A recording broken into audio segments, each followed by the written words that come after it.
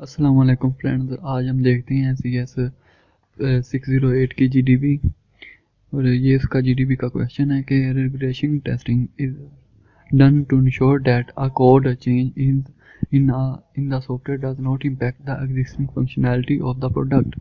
However, the size of the test suite grows when new test cases are added to the test suite, which increases the cost of the regression testing. यहाँ पे ये कह रहा है कि regression testing में ये वो होती क्या है बेसिकली। तो वो पहले ये है कि वो रिग्रेशन टेस्टिंग होती क्या है।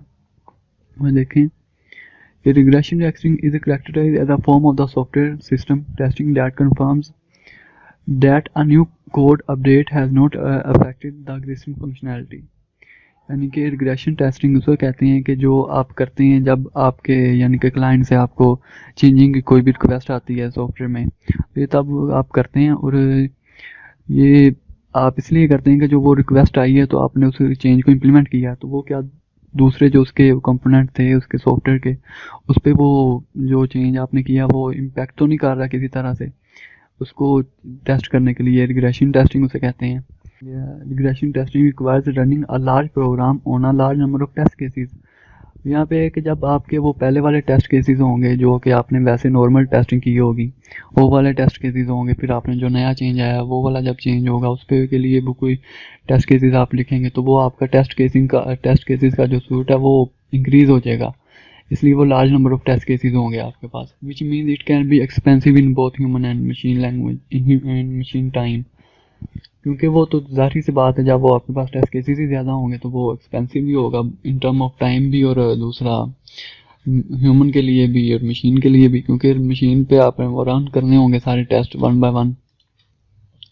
Suggest in your words how to can deal with the situation. ये आप वो गाइडलाइंस हैं कि कैसे आपने बनानी है। अब चलते हैं हम इसके सोल्यूशन की तरफ। ये पहले आपने देखा कि रिग्रेशन टेस्टिंग किसे कहते हैं। Regression testing is nothing however a complete or a partial set of test cases previously done that are re-executed to confirm the current functionalities work fine or not. ये होता है कि आपको जो पहले आपने यानी कि नॉर्मल टेस्टिंग के लिए जो आपने डिफाइन किए हुए थे टेस्ट केसेस, उसको आप दोबारा री एग्जीक्यूट करते हो और कुछ आप ऐड करते हो उसमें टेस्ट केसेस, ये चेक करने के लिए कि जो चेंज है वो किसी दूसरे कंपोनेंट पे को तो इम्पैक्ट नहीं कर रहा, इसलिए ये दोबारा आप री एग्जीक्यूट करते हो। इसको इम्प्लीमेंट करने के लिए रिग्रेशन टेस्टिंग को दो स्ट्रैटेजीज हैं, एक मैनुअल कर सकते हो आप और दूसरा ऑटोमेशन।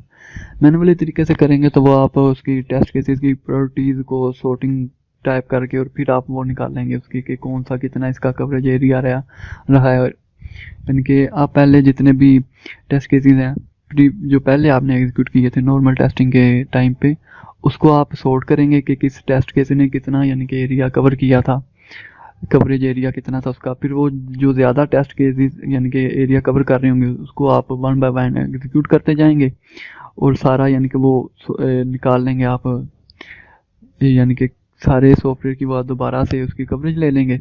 और जो नया आपका होगा टेस्ट यानी कि चेंज इम्प्लीमेंट किया होगा आप उसको भी दोबारा न्यू केसेस के जरिए आप इम्प्लीमेंट यानी कि रन करके वो भी चेक कर लेंगे। और ऑटोमेशन में है कि if you have many changes request, ये देख लें, if you have many changes request from client then the cost of regression testing and test suite also increases.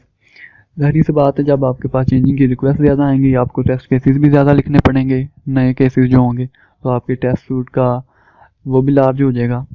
In this way manual execution of test cases increase the test execution time as well as cost.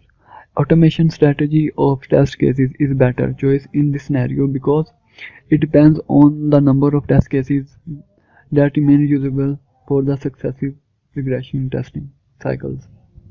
अब इसमें यह है कि आप उनको use करोगे, जैसे मैंने पहले भी बताया कि मैनुअली में तो आप वो सॉर्ट करते हो प्रायोरिटीज़ के लिहाज से, जिसकी वो ज़्यादा कवरेज एरिया होता है उसकी प्रायोरिटी ज़्यादा होती है। बट ऑटोमेशन में वो तो एक टूल ने करना होता है। इसमें ये है कि आपने वो टेस्ट केसेस वो खुद ही ले लेता जो कि रीयूजेबल हो सकते हैं इसमें। यानी कि अगर सपोज करें कि आपके पास एक सॉफ्टवेयर में दो कंपोनेंट थे ए और बी, तो आपने ए कंपोनेंट को अगर तो उसको रिमूव नहीं किया तो उसके लिए जो टेस्ट केसेस आपने लिखे थे वो दोबारा चल जाएंगे। अगर वो आपने रिमूव कर दिया तो वो टेस्ट केसेस में शामिल ही नहीं होंगे, इसलिए वो जो रीयूजेबल कंपोनेंट्स या टेस्ट केसेस हैं वो दोबारा उसमें शामिल करेगा। उन दोनों में डिफरेंस देख लें कि ऑटोमेशन में मैनुअल में क्या है कि easy to ensure greater test coverage. इससे आप इजीली, क्योंकि टूल ने करना है वो आपको सही इन्फॉर्मेशन दे देगा कि कितनी टेस्ट कवरेज आपकी सॉफ्टवेयर की हो गई है। और बट मैनुअल में difficult to ensure sufficient test coverage, क्योंकि वो ह्यूमन ने करना है इसलिए उसको डिफ़िकल्ट होगा कि कितनी मैंने कवरेज कर ली और कितनी नहीं। मोर टेस्टिंग इन लेस टाइम। अब आपके पास ज़्यादा से ज़्यादा आप टेस्टिंग कर सकते हैं क्योंकि वो टूल कर रहा है और वो बाय ह्यूमन के नेचर से वो ज़्यादा यानी कि फास्ट होता है। और टाइम कंज्यूमिंग मैनुअल टेस्टिंग वो टाइम कंज्यूमिंग होती है।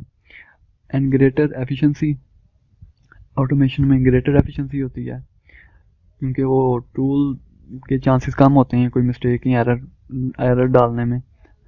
एंड लेस एफिशिएंट होता है मैनुअली क्योंकि वो ह्यूमन की नेचर ही ऐसी है कि वो कोई ना कोई कर ही देता है मिस्टेक। मैं उम्मीद करता हूँ कि आपको ये समझ आ गई होगी। अगर आपको जीडीबी के रिलेटेड कोई भी क्वेश्चन है या कुछ भी आपको हेल्प चाहिए तो आप नीचे कमेंट में या वैसे मुझे व्हाट्सएप पे रब्ता कर सकते हैं।